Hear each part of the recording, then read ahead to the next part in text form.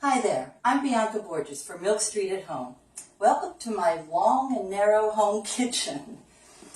What I am going to show you today is how to make a cake in a very unusual way because we are not using an oven.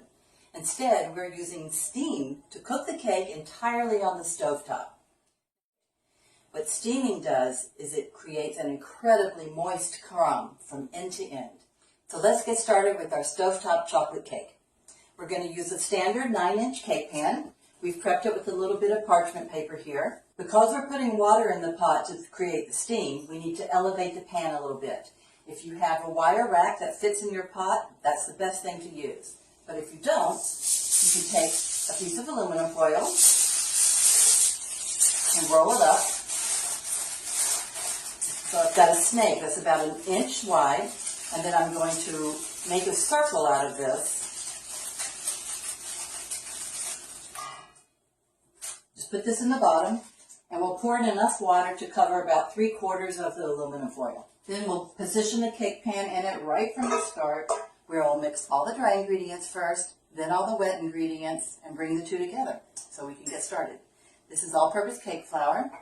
We have cocoa powder, and that's what gives the chocolate flavor. A little bit of baking soda. Baking soda is the only leavening in this cake, because there's a good amount of acid from the cocoa powder and from the sour cream we'll be using later, as well as the brown sugar. That's the dry ingredients. Now we have the wet ingredients. We have a couple of eggs. Going to loosen those up, and then we'll add the brown sugar.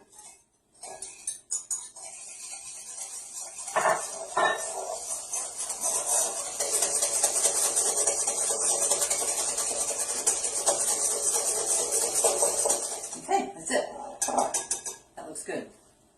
Okay. Now we're going to add a little bit of water, a little bit of sour cream, and what we're going to add next is something that's frequently used to increase the depth of the chocolate flavor, and that is a little bit of espresso powder. Okay, there's our wet ingredients. Now we'll add the dry ingredients.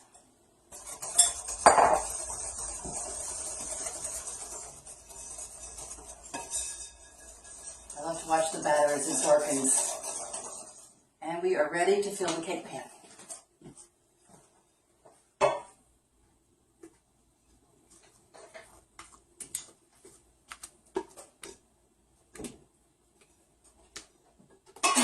Now we put the lid in place and turn the burner to a high heat so that the water comes up to a full boil. It needs to come to a full boil to create the steam that will then cook the cake. I find that a tongue and a flat spatula work really well together.